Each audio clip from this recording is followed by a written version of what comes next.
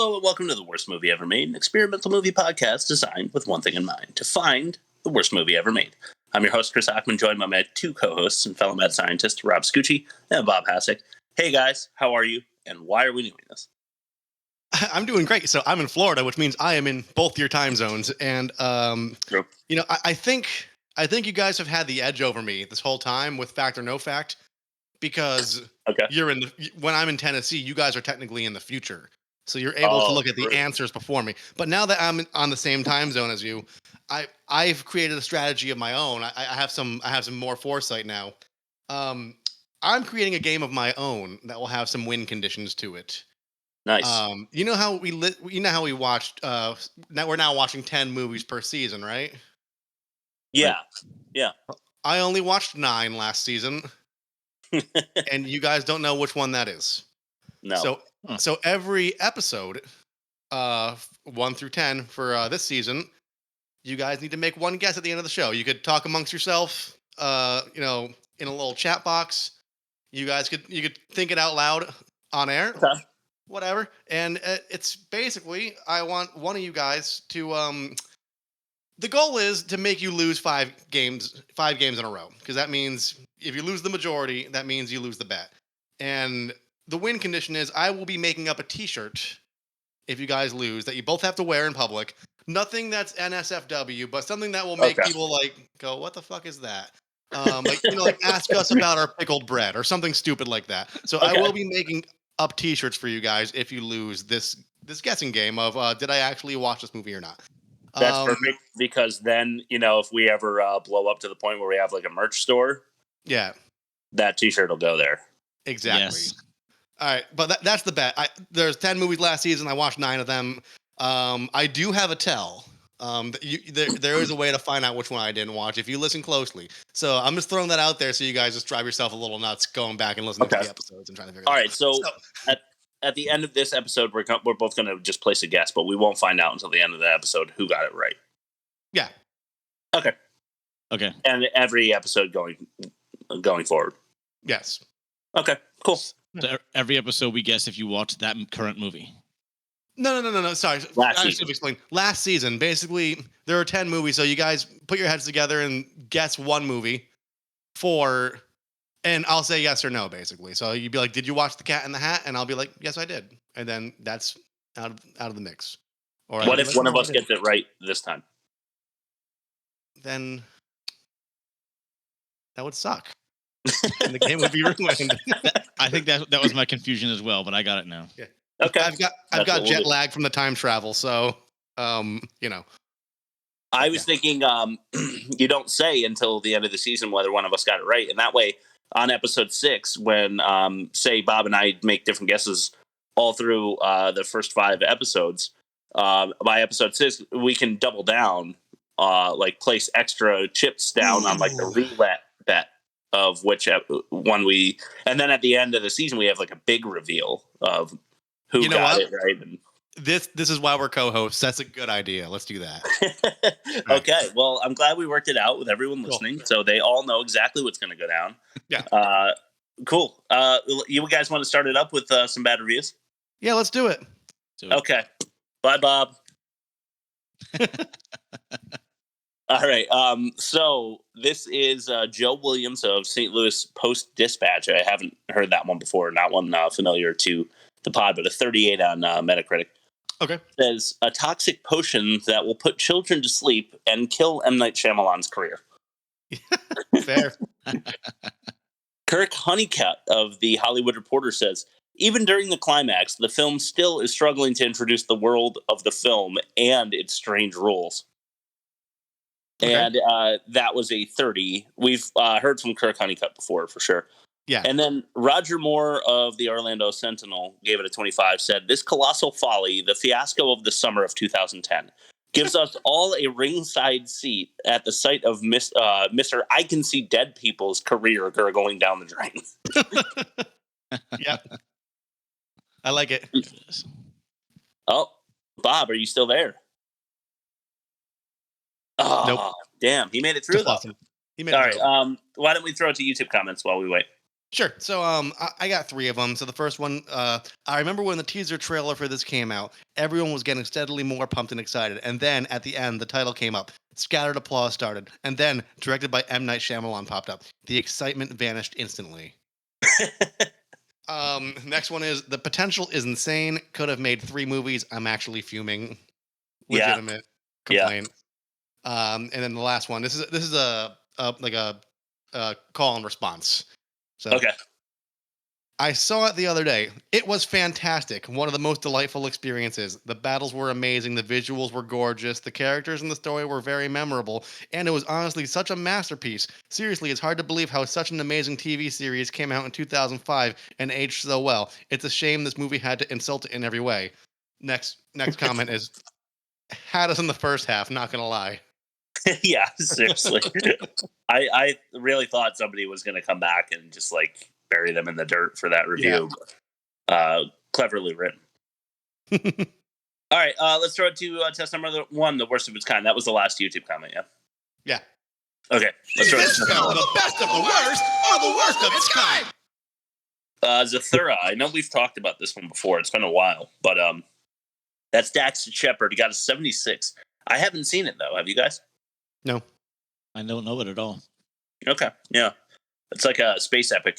I think the title picture that I saw was like a house floating through space. Kind of weird. Have you guys heard of The Sorcerer's Apprentice? Yes, with the master thespian Nicolas Cage and that weird mush-mouthed dude. Canadian. Voice. Call it what it is. Yeah. Yeah, 40%. Okay. As I'm sure we all remember. Journey to the Center of the Earth with Brendan Fraser. Actually got a 61. I was surprised. I've never seen it, but I figured it probably sucked. Yeah. Night at the Museum, Ben Stiller. I'm sure you guys have both seen that. I've seen it. I've never sat down and watched it, but what I saw was it's one of those things that's like on while you're like doing other stuff, and I enjoyed what I saw when I was doing other stuff. Okay. I've never sat through it either. I just know that the guys in the old comedy troupe The State were behind the writing and directing of it, and that makes me want to see it, but I know I'm not going to like it. 43. Okay. Stiller has an energy that I enjoy, even though he does play one of two characters every time. It's either the heavyweights and dodgeball guy, or it's the why is he so full of mishaps, and he's really just an innocent guy that looks like kind of a bad guy because of the way things play out for him. But yeah, indeed, that's him. Yeah. Narnia I just wrote Tilda Swinton because that's the first name I recognize. 76. Cool. Giving us an average of 59.2, so an above average. And you guys want to guess what Avatar came in with? I'm going to go in the 30s because I know people do not like it. Yeah, I'm going to say, like 30, 35. Take the 30 out of that very last thing you said. Oh, so 5. Jesus. It got a 5. So it's in Christmas with the Cranks territory? Yes, it is. And deservedly so. I really may get angry as we get into the meat of this thing, but a negative 54.2%. Yeah. And worst of its kind by a long shot. So really good start to the season, at least when the results come in. So let's throw it to our new segment, our new take on our second test. We're now calling this the bot pitch because instead of me writing a pitch, we decided to plug it into an AI generator that basically you plug in Mad Libs for the way the movie is constructed, and they give you a very short story. In the interest of not kicking out Bob again, I've sent this over to Rob. Maybe each one of us will take turns reading these short stories for you. Let's take it away with test number 2, the bot pitch. And there will be a new bumper, but I've been traveling. But I'm thinking something with Mr. Roboto as the soundtrack. So, I like it. Just know that, people, moving forward. You want to give us the plot pitch? Hey, man. Hey, what? You want to hear my movie idea? No. Okay, and I am pulling up the document Chris sent me. So this is a short story, basically. It's called The Moon That Shone Like Bending Mythic Sloth, a short story by Anonymous Bosch. Ong looked at the stoic scroll in his hands and felt bored. He walked over to the window and reflected on his deep surroundings. He had always loved the wet sort of earth with its oily, obnoxious ocean. It was a place that encouraged his tendency to feel bored. Then he saw something in the distance, or rather someone. It was the figure of a girl. Girl was a hesitant waterbender with skinny tattooed back and short male ponytail. Ong gulped. He glanced at his own reflection. He was tattooed, diminutive, peaches drinker with scrawny tattooed back and sticky male ponytail. His friends saw him as a deep, dark deity. Once he had even made a cup of tea for a puny elderly. But not even a tattooed person who had once made a cup of tea for a puny elderly was prepared for what girl had in store today. The moon shone like bending mythic sloth, making Ong angry. As Ong stepped outside and the girl came closer, he could see the wrong glint in his eye. Girl gazed with the affection of 1,361 conflicted fried flying lemur bats. He said in hushed tones, "I love you and I want equality." Ong looked back, even more angry and still fingering the stoic scroll. "Girl, I control the elements," he replied. They looked at each other with surprised feelings, like two gorgeous, grim giant lizards boating at a very powerful revolution, which had sheepskin drum solo music in the background and two poorly written uncles interpretive dancing to the beat. Ong regarded Gil's skinny tattooed back and made short male ponytail. "I feel the same way," revealed Ong with a delighted grin. Girl looked excited, his emotions blushing like a blue-eyed boat. Then Girl came inside for a nice drink of peaches. The end. All Wow. right. All right. So, Nice. Bob, would you make that movie? Oh my, no. Far too long of a movie. Yeah. Yes, agreed. Rob? This just sounds like a really shitty William S. Burroughs book. No, I wouldn't make that. All right. I need a let's we got to teach the AI how to do better. Let's give them Yeah. a star grade. Star grade. Yeah, I'll go. Two's fair.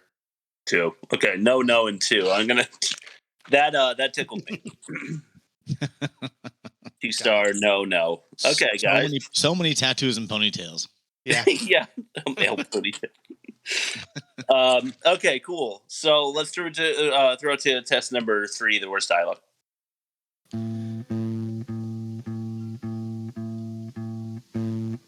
The Worst Movie Ever Made presents the worst dialogue ever made.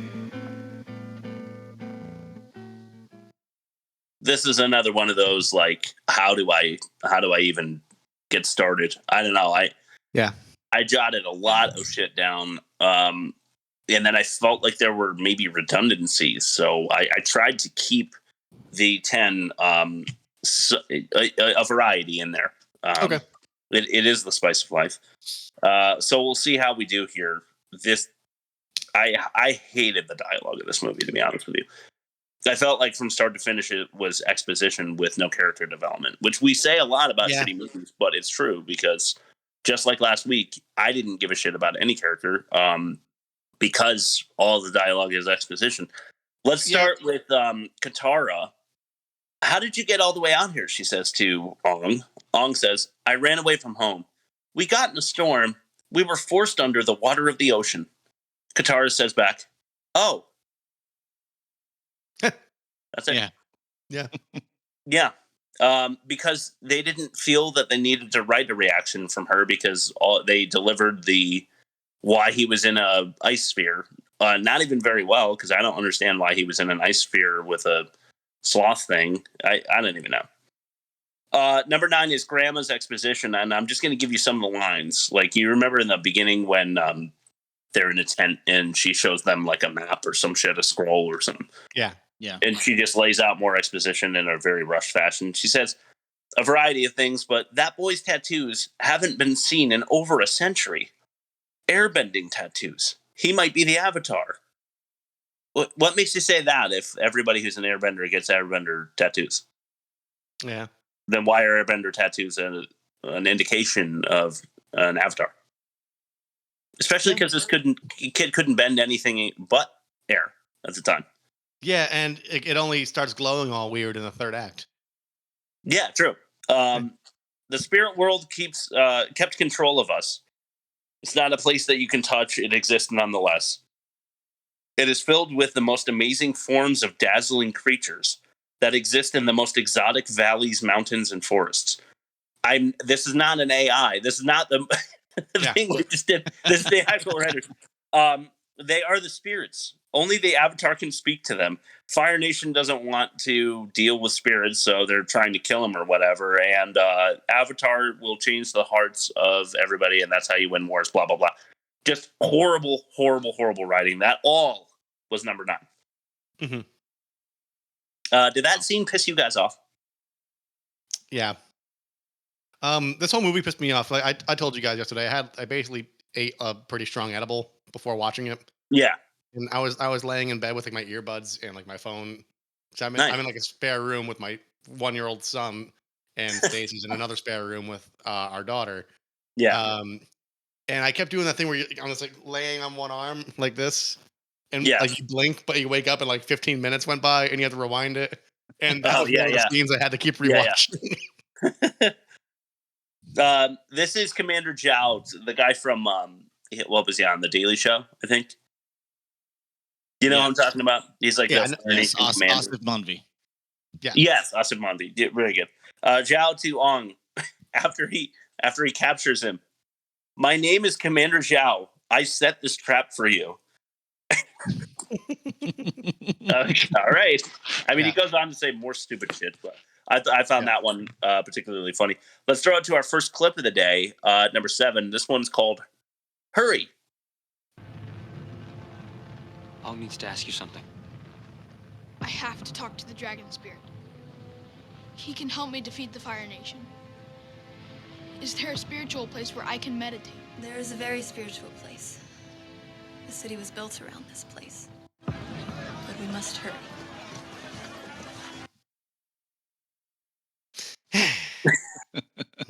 Just depressing. It's so low effort. Yeah. I have things to say about that kid's face that I'll say for a later segment. Oh. But he really annoyed me. He annoyed the shit out of me the whole film. Yeah. He flared his nostrils a lot. Yeah. The girl who said that we have to hurry was probably my least favorite actor in the whole movie, but that we can get to that later on with acting. Oh, you know we will. Number 6, Ong says, I'll go join the fight. This is on like the castle wall. And then he jumps down. This is the person they're like trying to protect and stuff. And he just jumps into the middle of the fray with 1,000 Fire Nation soldiers. And nobody gives a shit. Nope. Maybe that could have been a loophole, but it's literally no answer from anybody. They just keep running. Like, all right, go ahead. All right, Princess Yu, who you were talking about, to Sokka, that's the brother. I've loved spending these weeks with you, Sokka. Sokka says back, me too. And then Princess Yu says, let's go see what the ocean is doing. That's fucking stupid. It's the same shit it always does. Yeah. Oh, look, it's waving. I mean, think of the options. Think of the entertainment options they have there. Like, let's go to the ocean again. Oh, fine. How about the moon? Back to the ocean. I mean, another moon. People are bending elements with their minds. That's pretty entertaining. That's right. Yeah. I want to say something, but I'll save it. All right. Some Earthbender guy at number 4 says, the Avatar is dead. If he was here, he would protect us. Ong says back, my name is Ong, and I am the Avatar. I ran away, but I'm back now. That's the worst. That's the most childlike exposition ever. Yeah, and everybody's just like looking at him like, are you fucking serious? All right, hey, let's do some clips. All right. Just because the dialogue was so bad. I didn't want to perform any of it. I wanted to clip all of this shit for you, but we don't want to go too far. So number 3 is Fire Nation. Trying to eat me.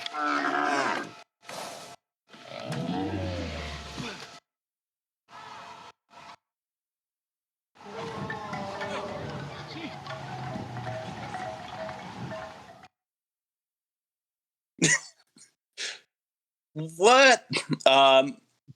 All right, so that totally was not the clip. I don't know if that was my bad or what. Oh, shit. It is my bad.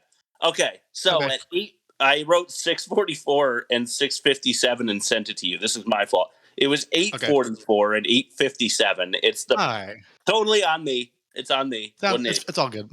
Fair enough. So it's the prince. I'll do what I can. But the prince of the Fire Nation, right, is like, God damn, this sucks because I really thought I was going to get a good laugh out of you guys. He is at the village and he's really pissed off for some reason. He's like, I am, the prince of Fire Nation, son of King Ozzy from, the whatever valley. And then he's like, bring me your elderly. Yeah. That was the first. That was my first loophole, I think, because he was like whispering the first like 3/4 of that line, like no one can hear him out in the tundra, and then then out of nowhere he screams, "Bring me your elderly," which just sounds wholly inappropriate. And you know what bugged me about that, and this might come up in a later segment, but I need to say it now. He says that, and then they do. They literally do bring the elderly. Knock on the door, like, hey, grandma, they want to round you up. I thought of that, and then I saw that a couple of guys with the big scepters were pushing them out of the tents, so they saved themselves on that one a little bit. Yeah, I thought the same exact thing. I thought, why would they listen to that douchebag? He just landed on their shores. He's like the nouveau Christopher Columbus. Yeah. But the best part is that they don't do anything with the elderly. No. Because they get an avatar, so they're like, all right, never mind. We don't need the like shitty slave labor of we needed quilts, but forget it. As is evidenced by the fact that the grandma was there for exposition like 3 minutes later. All right, let's hopefully throw it to clip number 2, provided I wasn't totally off this morning. This person. I am pleased. Well, Commander Zhao, are the rumors true or not? Our spies have discovered someone claiming to be the Avatar. They describe him as just a boy. We should set a trap for this person. We have many Earth Kingdom people under our control. I can leave soldiers hidden in certain locations. And my son? He had his chance. He missed it. Let's hope, for your sake, my son doesn't find this person first, and he turns out to be the Avatar. He would return as a hero and for all purposes be your superior. Well, I suppose it's a race then.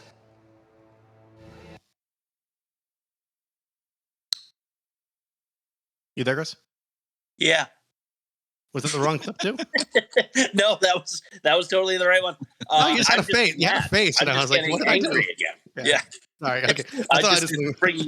Just bring it back. I got home from work kind of late last night, and which is cool. It's hey, I'm getting paid, right? But I knew I had to come home and watch this movie.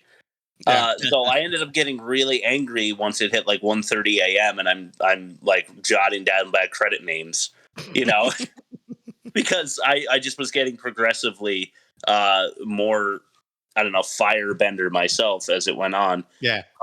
Because of shit like this, where Asif Manvi's Commander Zhao character says, we have spies that say that he is the actual Avatar or whatever. That say that it's that he's claiming to be, rather. Why do you need spies when he is liberating entire villages and posting like banners with his face on it? Right. Good point. Then he calls him this person, which I felt like was lazy writing again. Mm-hmm. He's like, we can set a trap for this person.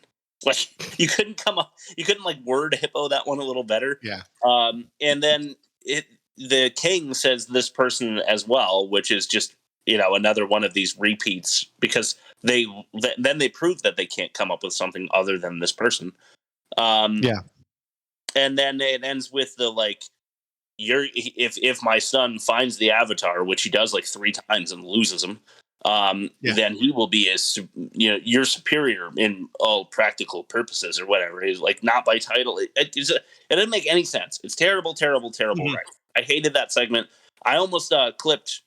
Honestly, right before that, Commander Zhao says something about the moon spirit and some other spirit that they never talk about again, and how the scroll, just all this bullshit. And like that critic said before, they're just doing a terrible job setting up the world that we're in and what the rules are. And it's a perfect example. So that was wordy. Let's move it to our Bob. Check this shit out. The number one worst line of dialogue, which is a total stretch, I understand, but it has to go here. Number one, let's get a drum roll. War cry.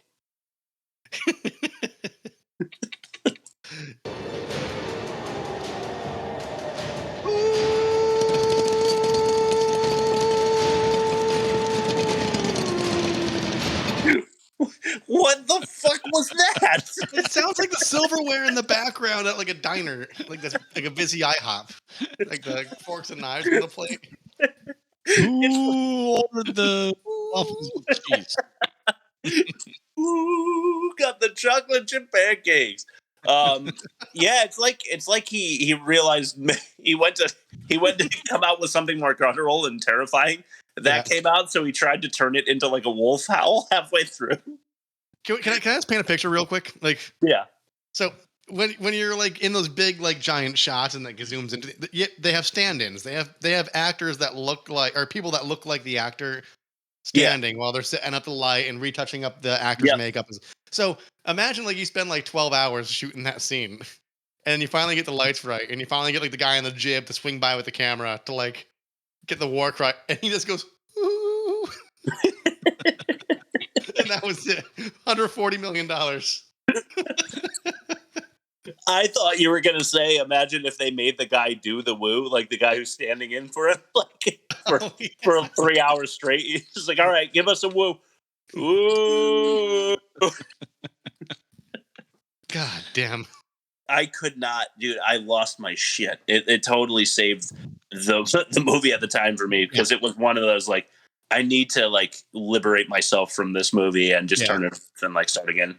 But then that happened, and I was in a much better mood after that. Yeah, we needed something. We needed something that was purely comedy. Like, no, there was nothing about that wasn't funny. Yeah. So check the TikTok audience for a quick video clip of that. We did not know. I did not know that Bob was making. I knew he was making us a TikTok video because he's a good video editor, and that's been his thing. So thank you, Bob, for that. But I had no idea he was going to feature that segment, and he had no idea that it was going to be the number one worst line of dialogue. It just so happens that we all found that to be the best part of the movie. Yeah, no, by a long shot, no doubt. Man, imagine one last scenario for you before we turn to test number 4 here. Imagine being a soldier in that army, and you're trying to feel like you've got thousands of firebenders like showing up at your wall and they're climbing up with like giant lizards and shit. And your commander comes over and does that. Like in like Lord of the Rings, there's a bunch of opportunities where they have these like really cool, like speeches before the war begins. This guy doesn't give you an impassioned speech or anything. He just comes up and goes, woo. like one of those witches in front of a door at Halloween. It's like my only possible rationale was like, where did they come up with who? And then I thought maybe because they're waterbenders, H and O, and that's the whole who thing. Maybe that's part of it. It's a chemistry thing, but that's giving them way too much credit. Yeah, agreed. He just he let his emotions flow like water. Yeah, and that's what he was feeling at the moment. All right, let's go to test number 4, the worst acting.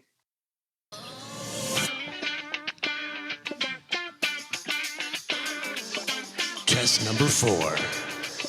The worst acting. Naturally, we'd use the Catwoman theme for this one. Yeah.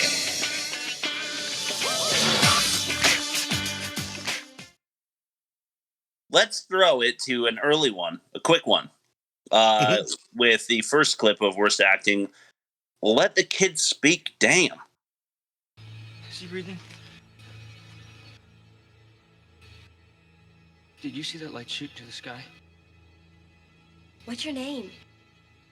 How did you get here? How did you get in the ice? He's exhausted. We need to get him back to the village.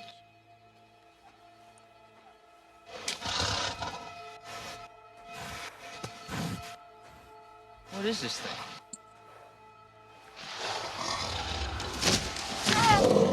It's trying to eat me. Yeah, I just added that little end of the clip because that was funny too, where it like clearly hits him with its tail. Just not funny, but yeah, that get like way to telegraph the fact that you, the actor, know that the other actor has no lines in this part because it's not spaced out as if she's expecting any kind of reaction from him. Right. So that was very false for me. It's like working in customer service and you get a mad customer or mad client. They call and they ask you like 20 questions, and like every time you try answering one, they ask 3 more questions. You're like, and they're like, but what's the thing with that? It's the frustration you feel for the person being spoken to. Yeah, for sure. Yeah. How about number 2? This one's called Good Lord. A lot of the villages in this part of the Earth Kingdom are occupied by the Fire Nation, like this village was. They prey on the weakest towns and villages. We should go visit some of these towns. I need to tell you something. What is it, Al?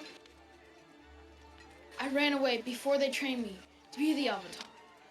I don't know how to bend the other elements. Why did you run away? The day they told me I was the Avatar, they said I could never have a normal life, that I could never have a family. They said it cannot work with the responsibilities of the Avatar.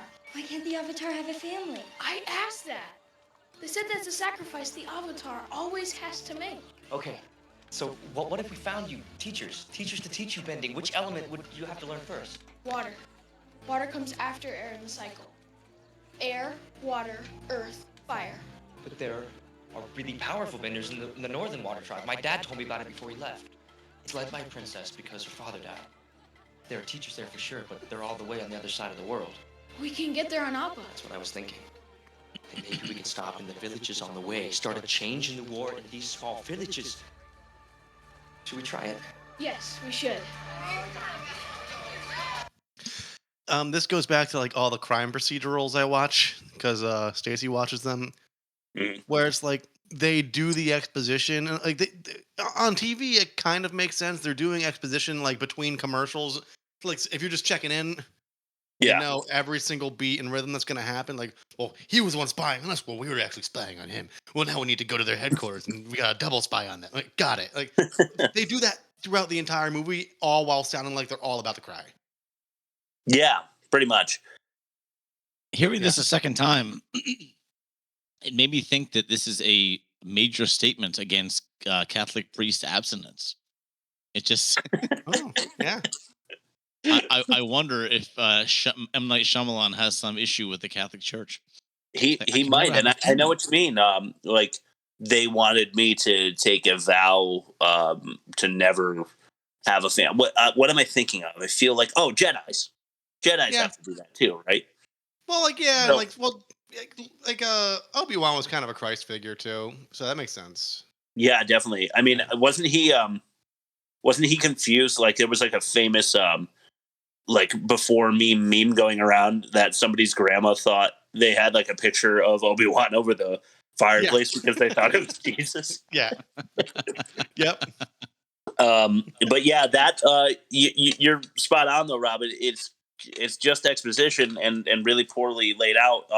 It's like, here's what's going to happen in the next hour of the movie. Here's what to expect. Yeah. And while the Avatar kid is talking, the brother Soko or whatever Suko is like staring like super intense. It did look like they were about to cry or something. And I don't know. The line delivery is forever bad in this movie, but the line delivery there, again, it's like they didn't do more takes. Like M. Night didn't give them any advice. They were just like, say it however you want to say it, and then we'll move on to the next scene. Yep. No tips. All right, let's move to our last clip of the day.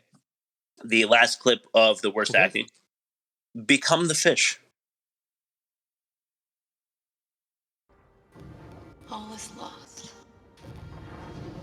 You have been anointed by the moon spirit. He gave me life when I was a child. And there's still a chance. You can give your life back for the spirits. Don't listen to him, he's Fire Nation. Nothing is ever truly lost. Is it mine to give back if I choose? There are reasons each of us are born. We have to find those reasons.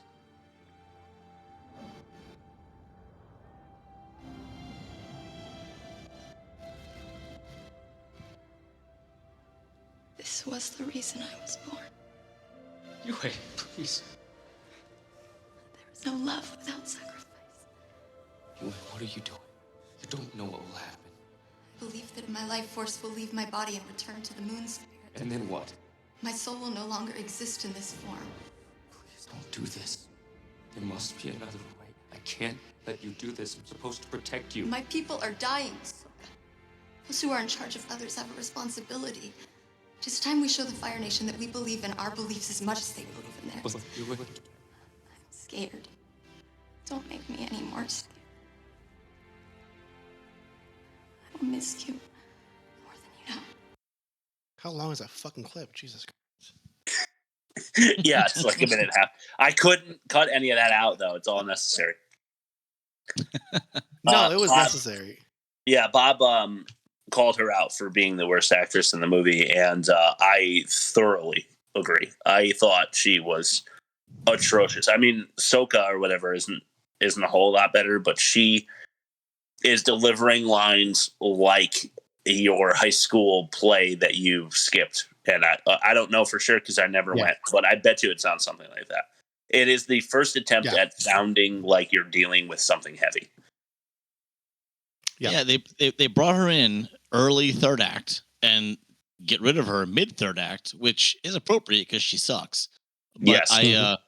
I think they could have done better, way better. Oh, completely agree. There's somebody out there. There was somebody out there. Danielle, my sister. Why didn't you try out for that? You know, I know you don't have any acting. Yeah. You're probably the appropriate age in 2010. You could have done this. Danielle, talking to you. I don't know if she listens. All right. Anyway, moving on. Hey, Rob, not to hit you with this out of nowhere, but do your ad read. Okay, yeah. So, like, as you guys know, I've been traveling, and when you travel and people that you're visiting, they ask what you would like to have around the house. I asked for some Diet Coke, and there were cases of Diet Coke. So today's episode of The Worst Movie Ever Made is brought to you by way too much fucking Diet Coke. I've had like 20 cans a day. I've had a searing headache for like 4 days now. I took my daughter to the playground in like 95-degree humid Florida weather, all while drinking nothing but too much Diet Coke. Nice. Too much Diet Coke. That's our sponsor. Moving on. All right, cool. Let's throw it then to the worst production. Test number 5. All right. The Worst Movie Ever Made presents Worst Production. Yeah. All right. So, Chris, you mentioned this already about. It was actually the one review you read that I'm going to pretend that I heard was about not having inconsistent rules, or at least a lack of rules that moved it forward. Yes. So a good movie, as you guys know, will have a consistent like story arc that we kind of follow. If the characters succeed, if they achieve their goals, they resolve the difficulties. And this movie doesn't really have enough rules, consistency. It's not streamlined that we care. No. I mean, we had the same problem with the last movie. We don't care. And not only we not care, but everyone is far, far too serious. Like, you can't have an adventure movie without some levity, some romance, and there really isn't any of that. It is just serious, straight-faced, serious. especially for something on Nickelodeon Studios. There's no wonder this thing failed. You need a Han Solo or something. Yeah. And a Chewie. You need Bob, I didn't even think about that. There are like no jokes because excuse me. Yeah. The guy who is doing the thing was the funniest part of the movie, and they definitely didn't want you to laugh at that. Yeah. I think the lemur was supposed to be funny. The lemur was supposed to be funny. It wasn't. The big flying sloth was supposed to be funny to a point, like when the tail dragged over the kid. But I just wanted him to die. I was hoping he'd get smothered. Yeah, I hear you. That's how it felt. So you can't have an adventure movie. I always liked the movie Willow when I was growing up, and that was chock full of comedy, but it still had that heart and that adventure and that action and all that. Yeah. So man, that's my thing. I didn't think about the lack of humor. It's so true though. Definitely true. I don't think I laughed because of something that they did like intentionally to make me laugh. Not once. I'm sorry. There's a lack of humor. Nice. Yeah. All right, let's do test number 6, the most offensive. Damn it! I am tired of being Santa Claus! You get your together and you get your ass in the damn car. We're going. Now, damn it. Okay. Not a ton here. It was in some other universe, so it's definitely not commenting on much that's going on today in this world, except for the whole priest thing. Apparently. But that aside, number 1, dumping water on your brother in sub-zero temperatures. Yep. That girl could have like brought the water ball anywhere, and she decides to carry it over her brother when it like pops and he gets completely soaked, and they're in what is essentially Antarctica. Yeah. Then he gets her back by breaking ice that you and your sister are standing on. How dumb was that? He takes this like little boomerang stick and hits the ground that they're standing on, where there's clearly something moving underneath, so it's not like too many inches thick where you can't see the bottom. Yeah, first of many bad decisions. Yeah, seriously. And then the sister does not follow Sokka's advice, which I guess turns out to be a good thing, but she grabs his boomerang thing and goes and breaks the very mysterious sphere that emerged from the depths, which usually I think is a bad idea. Yeah. And then Sokka, like, kind of hitting on the princess in a really weird way, where he was, like, I think supposed to be complimenting her white hair. And he's like, I don't know if I can introduce you to my family because my grandma will have questions. And Princess Yu is like, what kind of questions? And he says, no joke, verbatim, why is your hair white, young lady? You look very odd. That felt like him being like, is this a choice? That's projection too, because he's saying what he thinks she's gonna think. Exactly. Yeah. He truly is the one that think it, otherwise he wouldn't have brought it up. So he's making fun of her white hair. Exactly. Yeah. That's offensive. Knock on wood. That's all I've got, except for that thinking that graphics is enough to get your movie over. All that there was, just like Sorcerer's Apprentice, was really good graphics for the time, and I think that M. Night thought he can rush the movie along because that's all people care about. That's par for course with Avatar, though. Have you seen like Avatar, the Avatar movie, not on a movie screen? Oh, you mean the one, the like hugely successful Avatar? Yeah. I don't. I guess I've seen it at home. It's not good at home because the dialogue and Like the character is a guy with a flat top and a scar on his face, and he's like, "I'm bad," and like the investors got suspenders and acts like an asshole. It's like it's insulting, like the characterization, but like the graphics are really pretty. So it's when you see it at the it is a IMAX, beautiful movie. Cool, yeah. It is a beautiful movie. If you don't mind me adding something to the bad taste, I noticed that every single region on this Earth planet and every single ethnicity all sounded American, no matter what. That's really smart. I think there was one guy in the prison camp, like the Earth prison camp. Yes, that had like a slightly accent. Maybe one of the elders had an accent, but everyone else American all the way through. Even that's totally true. I didn't even think about that. That's a good one because that's going to go into our little mini game next week when we have something to compare it to. Cool. For sure.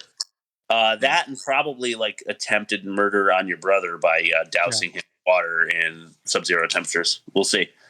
Okay, if we have nothing else to add, let's throw it to the catch-all. Gotta catch 'em all.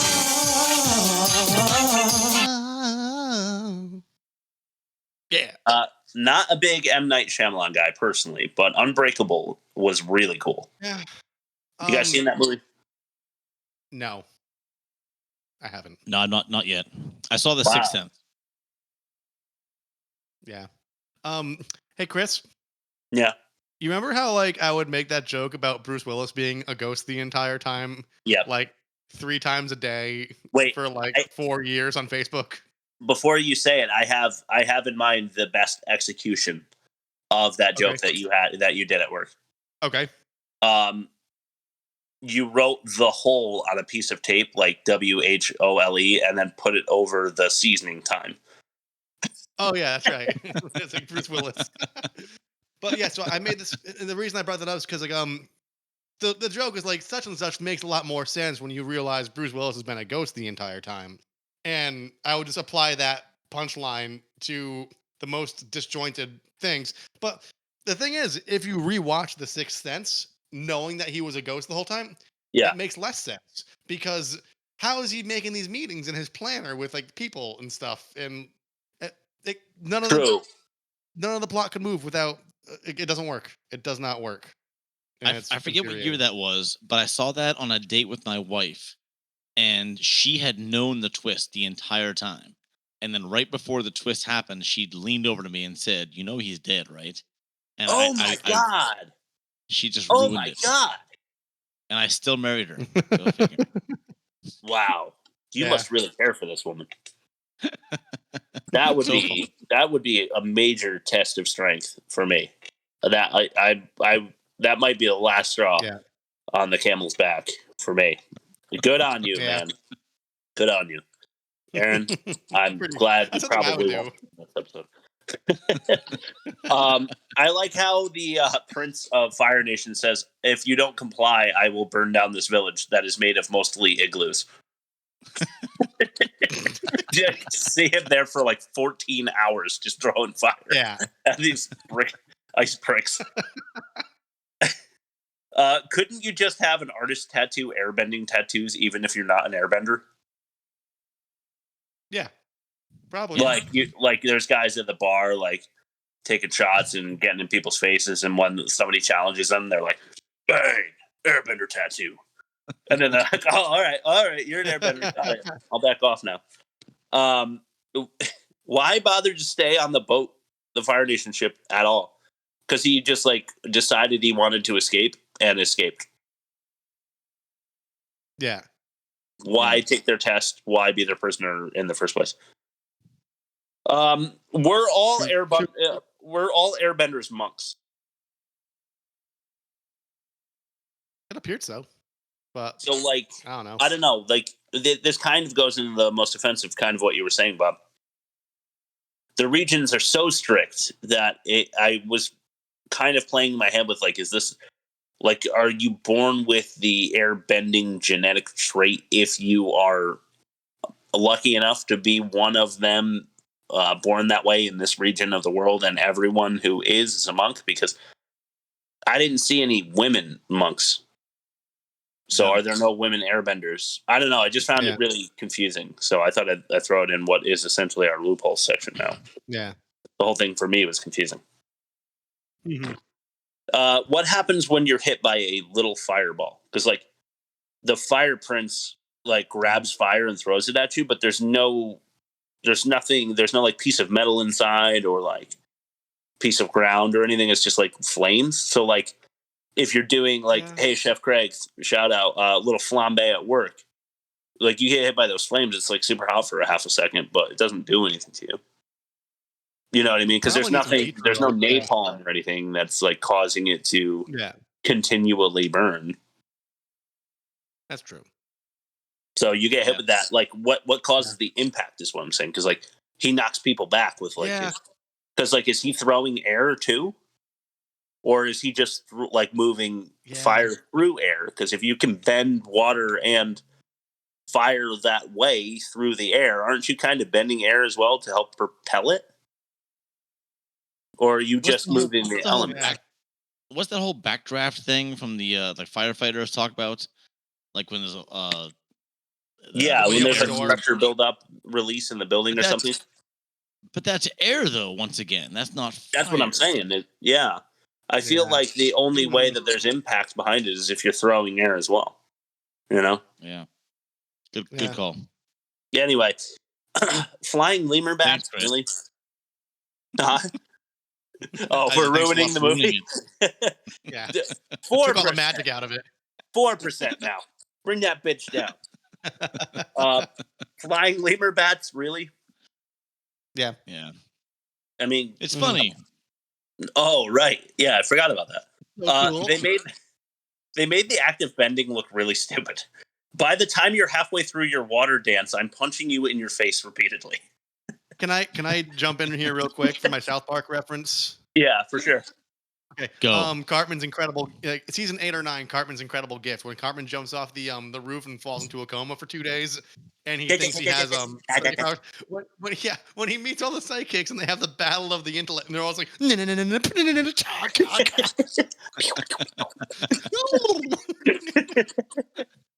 that's what it reminded me of because I had to pause and I wrote down like Cartman's incredible gift. So that episode was so funny. Oh my god. Yeah, click South Park on your bingo cards now. Yep. Every explanation of the procedural BS in the Fire Nation hierarchy made me irrationally angry.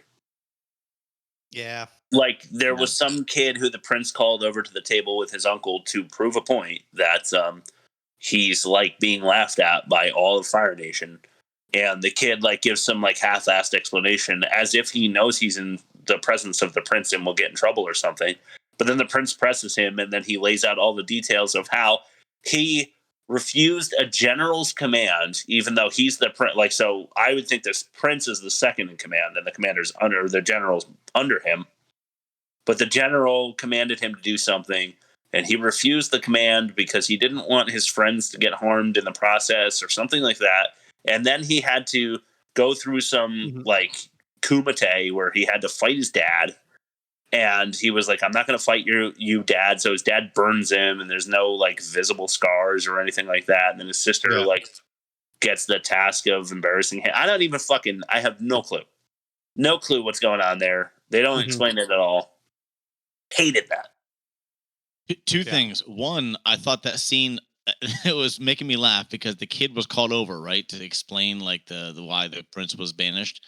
Yeah, I kept imagining like the waiter bringing their food, like just as the kid was like explaining it, and like I gotta go, my food just got here. Like I'm really hungry. My mom's calling me over. Like I wanted that to happen so bad. That was so funny. You will stay and explain the entire history of the Fire Nation. No. I'll buy you some appetizers. No, so the second thing was I foresaw the ending in this movie before it ended because that sister was evil as shit. She was laughing at her brother having to fight her dad. I'm like, she's the evilest character in this movie. And then in the end, she actually is. Of course. So, she is the sequel fuel that they threw out there. I'll give them the credit that they deserve for making her evil and then actually being evil. Yeah, look, they developed a character. Imagine that. Exactly. And they did it in the background somehow. So they had like major efficiency on that character development. Yeah. Fire Nation travels by boat on oceans. That's when we see them the most, on water. Mm-hmm. That's fucking stupid. It is stupid. Okay. Every explanation. Wait, hold on. I already said that one. Commander Zhao has never seen fog before. Keep in mind, they spend 20 hours a day on a boat. Yeah. And he's completely befuddled. Good point. By far. Very good point. Didn't Zhao literally say northern waterbenders were beyond their reach just before they got there? Yep. To commence battle? Okay. That's really, really dumb. Fire Nation captures and loses the Avatar at least 3 times. The firefighters are incompetent and not at all threatening, which I kind of touched on before. But the Avatar, who can only bend wind, is able to plow through the fire guys, no problem. And we're supposed to believe that Fire Nation destroyed all airbenders. Yeah. Exactly. One airbender can fuck up, and he's 11 years old, and he can fuck up your entire army with the help of the prince, unknowingly. Yeah, but they brought their machines.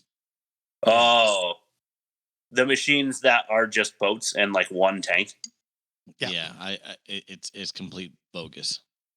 Bogus. I agree. Sure, the ships look cool, but don't they burn through a lot of go juice? Oh yes, from our friends over in the water world, right? Yeah. But seriously, the furnace on those fucking things is like kind of an unrealistic imagination point where they're burning. Like, well, I don't know what they're burning in there. Is it like a steam engine? Is it coal? What are they? I don't know what they're using, but they must have found like quite the quarry full of coal at some point, because they are like burning hundreds of tons on every single boat, which means they have to store it too. So I don't know how much of that boat is just like coal weight that would bring the boat down. I have no idea. Anyway, just basically the fire people can never rule the world. Basically, because they're morons. Until the giant comet that has fire properties comes by in 3 years, when we'll get the sequel. Even though it's 2022, it's been 12 years. So we'll see if that's ever made. Why isn't ice water cold? Because fire troops and their prince go through the ice water, like with drills and shit. The prince doesn't, but the soldiers have little drills that the prince can't afford, I guess. The Avatar himself goes through the ice water, and so does the flying giant furry fleshlight. They all go through the ice water, no problem. Yeah. Why isn't ice water cold? That's a Okay. All right. Unintentional comedy includes Ong running up the wall handcuffed. That was really funny. Yeah. The giant lizards that I couldn't see as giant, so it just made all the people look tiny. Yeah. And then the total lack of any consequences for anyone. Yeah. I guess except for Commander Zhao, who dies in like a bubble of water. Yeah. But he really wasn't. Was he that evil? He was just growing up. Yeah, he was just growing up in the world he knew, man. Yeah, right. Putting obvious title forces aside, what does the moon spirit have to do with water? When it dies, the moon just goes red. It doesn't change in size or anything. So even tidal forces, I would argue, are not affected if the size of the moon, just the color of the moon, is affected. Mm-hmm. So what happened when the moon spirit died? Because the moon didn't explode or anything, or implode, or nothing. Yeah. It just changed color. Yeah. I don't know. Once again, I don't know. What do we know about the moon, really? Yeah, honestly, right? It could be, dude. It could be gas for all we know, right? It could be all spirits. We haven't even been there, so Who knows? No. That's right. Yeah. The absolutely laughable sequel set up at the end with the comet that we already discussed and the evil sister. Blah, blah, blah, blah, I wrote. Yeah. Let's throw it to fact or no fact, unless one of you two has something you want to say. I've got something real quick. I wanted to bring this up earlier, and then we'll go to fact or no fact. The Airbender. He looks like he's about to cry the entire duration. Oh, of the the face, movie. yeah. And I want to know if you guys agree with me, and I didn't want. I was debating whether or not to ask this question on air because, like, it's an oddly specific. It's an oddly specific thing I recognize that, like, I've never seen this happen in real life. But what I know is from, like, what I've read and what I've seen on TV. He looks like a dog that gets hit a lot and knows it's about to get hit. Oh God, Jesus That's Christ. the look on his face. Are we Do you contemplating know the look I'm talking parental about? misconduct? What's Are we contemplating parental misconduct, like outside of the movie? No, I just mean, like, cause, like, I've never seen, like, someone hit a dog, but, like, he has a look of a dog that, like, knows what's coming. I don't know the concern, like, about to flinch, like, any second because, like, someone, like, sneezed. You know, like, that's. Well, maybe that's incredible acting because he's the Avatar out in the open, and everybody wants a piece of him. And, like, I know that's an oddly specific. I'm not even a dog guy. Like, I have cats, but, like, I just know, like, that he had a very concerned, like, someone's about to freaking hit me with a roll of newspaper look on his face the whole time. Damn. And it bothered me. It took me out of the film.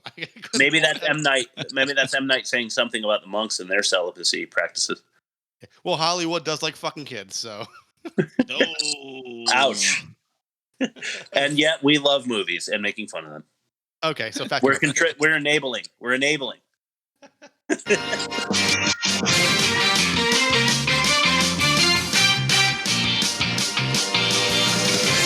Worst Movie Ever Made presents Fact or No Fact.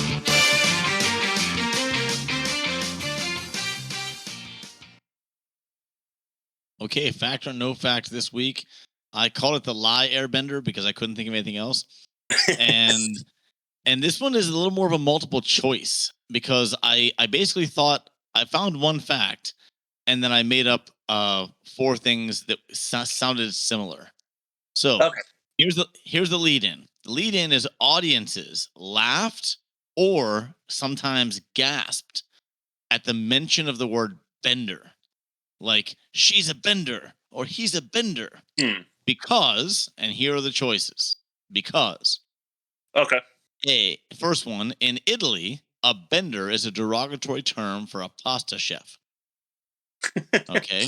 Second, in Great Britain, a bender is a slur for a homosexual. Third, in the medical field, a bender is a term related to somebody afflicted with erectile dysfunction. Okay. In the archery world, a bender is someone who takes way too long to release their shot. And in the bowling community, a bender is someone who hooks the bowling ball from one side of the lane to the other. Okay, we're supposed. Okay. I feel like C and D are the same. Why were they laughing or gasping at bender? Was it because it was a pasta maker in Italy, a homosexual in Britain, a erectile dysfunction in the medical field, archery, someone that holds their shot too long, or in bowling, someone that hooks the ball a lot? Like I said, I feel like C and D are the same. But I'm gonna. Okay, so Italian pasta benders, you're probably doing okay if you're working pasta in Italy, you know, because like they're gonna go to the best places that serve all the best pasta, and those people are probably paid a premium to throw pasta at the wall and make sure it's done. All this stuff. The erectile dysfunction thing's not something that I've heard. A bender, I get that the penis might head left or right, but that's not a product of not being able to get it out. Who knows about archery? Not me. And I also don't know much about bowling. So I'm going to go with B, the UK homosexual gag, because that would make you laugh if you're a little insensitive and gasp if you're offended. Or if you're I actually am a former bowler, but a bender is not something anyone calls anyone in bowling. And archery, I made up archery as well. So it was Britain who used the term bender as a slur for homosexual. And it evoked a lot of giggles from those audiences because, the British, they're all immature. Yeah, for sure. I agree. Fucking British, Canadians, all these guys. Sorry, audience, if you're British. Luckily, no one on Airbender was British, or anything but American. That's right. Yep. All right, let's throw it to the alternate ending. Oh, right. Or you can do this, or you can do that, or you can do this, or you can do that, or you can do this, or you can do that. Just pick one. Okay, where does it go? Okay. The Last Airbender takes their mask off to show his true self. It's Captain Planet, and he's actually been a ghost the entire time, which makes sense the first time you watch it, but when you go back knowing this fact, nothing adds up because it's a retarded plot device. I wrote this before I watched the movie, so I thought there was going to be a mask for some reason. Oh, okay, yeah. There we go. Yeah. So Captain Planet is Bruce Willis. He's been dead the whole time. But he's the kid. He's the kid also. Okay, so next episode we'll have a new bumper for bad credit names. We promise. As Rob said, he's traveling, so he's not in the studio mixing up new bumpers for you until next week. But look forward to that. And let's start with Jim Honeyman. All right. That's good. Yeah, I don't know. I guess I could live. I guess I could live being Chris Honeyman. Yeah. You got to find the right audience. It makes you seem a little soft, I think. Yeah. It's totally unfairly. Yeah. Dung Van Woo. All right. It's tough to have the first name Dung. Yeah. Van Woo, not so bad. Especially if your last name's not Beetle. Yeah, for sure. If I had to be a Dung, I definitely want to be Dung Beetle. Yes. Orville Cisco. That's not a real name. That person made that up. I want to see your birth certificate. Yeah, right. It says here you were born in Kenya. Howie Weed. Okay. Yeah. Rob, I think we have a return customer in William Stab. Yeah. No. Yeah, I feel like we've had Mr. Stab on the podcast. Crew member, right? Yeah. Yeah. Well, welcome back, Mr. Stab. Harry Nicholas Wowchuck. Wow. Yeah, Chuck. Jackson Rathbone. That's like a name that a Zach Galifianakis character would make up in the movie. Yeah. Conrad Buff. All right. I think you have to work out with a name. That's like Alpha Chad territory, yeah. Yeah, for real. Jake Brake. Okay. Also Alpha Chad territory. Yeah, for sure. Hey, let's keep it going with Brick Mason. Yeah. That's not real. His parents chose what vocational school he was going to, like from like the third trimester or nothing at all. This one's rough too. Lefferts. Mm-hmm. Leffefferts. Lefferts. Yeah. That's a weird one too. Larry Shorts. Okay. While we're on the subject of things, Steve Pancake. Fuck. That's it. Steve Pancake was the best one I can find. Steve Pancake. Yeah, right. I don't know why I found that funny, but Steve Pancake. So let's go over the results of Avatar: The Last Airbender before we compare them to the movie next week, which we will take a live look in at our poll as soon as this concludes. Negative 54.2 and worst of its kind in our first test. That is going to be a high bar to beat, I think. Mm-hmm. Mm-hmm. Our bot pitch, so our new segment, both of you would not make that jumbled mess of a fucking AI movie that I found fucking hilarious. And you both gave it a 2-star. Dialogue, it's terrible. I'm just going to write down terrible unless you guys have some other, word you want to use. No, that's fair. Acting, writing also terrible. Good. Because we have nothing to compare it to yet. Worst production, I wrote inconsistencies and lack of humor, because that one hit me. Yeah. Yeah. Do you want to say anything else that would more accurately depict your point, Bob? I just said not streamlined. Not streamlined. Yeah. Okay, cool. We'll know what that means because this one's going to live with me forever. Yeah. Exactly. Offensive. I mean, I'm going to write relatively offensive, mostly because of the American stuff that Bob was good to point out. So how about relatively? Doesn't matter what I write. Offensive. Any extra demerits? It's just, I tried really hard to want to be there and enjoy it, but I couldn't, so I didn't. Yeah. I remember a previous episode. I think it was Cliffhanger, that Rob was like, I actually enjoyed this. I was entertained. And then by the time we finished the episode, he was like, okay, this really sucked. And I was kind of like that with this. I'm like, okay, the effects got me. I wanted to see more airbending. And by the time I talked to you guys about it, and then of course did the episode, I'm like, oh, but this movie really sucked bad. Yeah, it did. I fucking hated this movie. I kind of promised the audience some anger. It didn't come out because you guys kept me laughing throughout. So thank you for keeping my temperature down. Well, we didn't even talk about the fact that most people hate it because of its lack of attachment to the cartoon and the original story. I meant to because I've heard from a bunch of people that the cartoon's actually good. Yeah. Right, but the thing is, it has to stand on its own as a movie, and if it doesn't, then it sucks.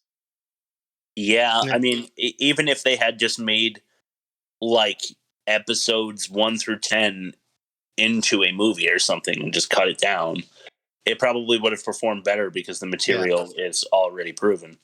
Go ahead. Just M. Night decided he was going to make it his own thing and he was going to get into the realm of action movies, but was handcuffed also by the fact that it was a Nickelodeon production. Yeah. So it had to be very non-confrontational with armies involved and stuff, and just the whole thing was totally confused. I hated it. But shout out to Chef Taylor as well, my boss in the kitchen, who told me to literally not watch this. He was right. He was right. You guys want to do a lot? Oh, well, so for demerits, I wrote tried hard, fell asleep. Is that okay? Yeah. Nice. Okay. So I'm gonna look into our poll live. Okay. Get ready, everyone. It's not live for you, but it's live for us. Yeah. And we are going to watch Vantage Point next week.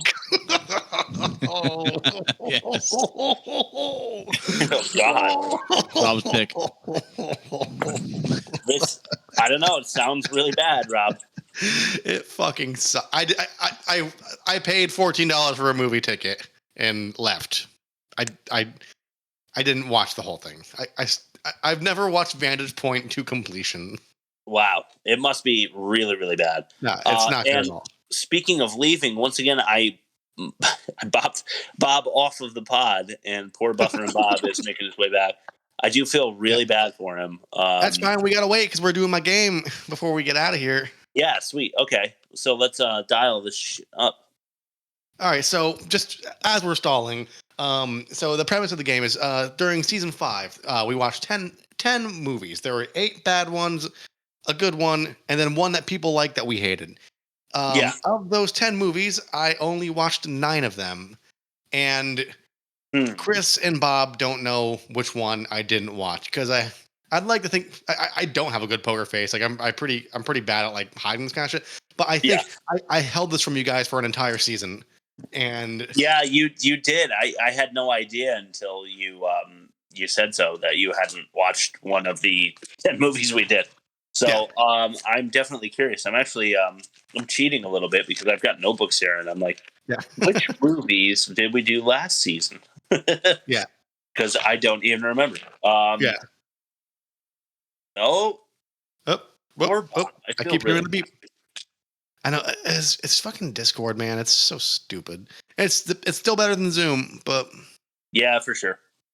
Yeah, the good old Craig bot. There he is. There I am. Vantage point. Yeah. I knew that. So we're doing the game. So it's you guys basically. So and we're going with the whole season rule, right, Chris? Is that what we're doing? I mean, it's up to you. I see that my screen is frozen. Can you hear me?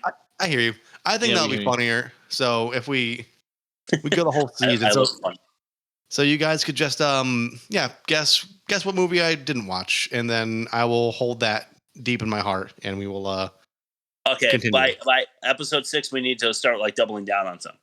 Okay. Do we get to ask you questions like that To Tell a Truth TV show?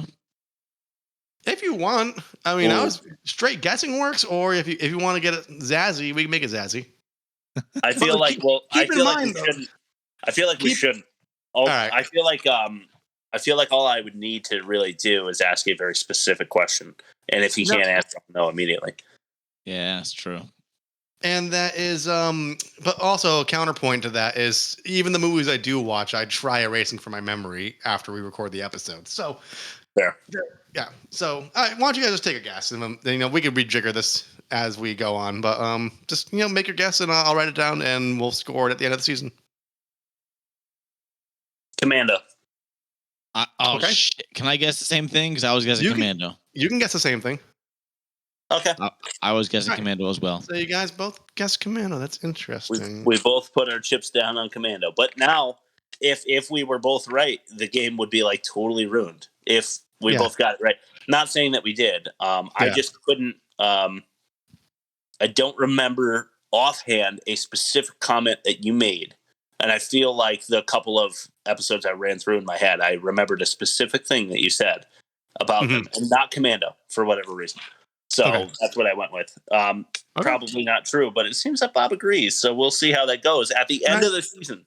But I might just put all 10 of my guesses or all 9 of my guesses or whatever into Commando just to be funny. We'll see. Okay. All right. All right. So if that's all she wrote, we are The Worst Movie Ever Made. You can find us at theworstmovieevermade.com. And all of our shit's there. Social, email, streaming, all that fun stuff. So we will see you guys next week with Vantage Point.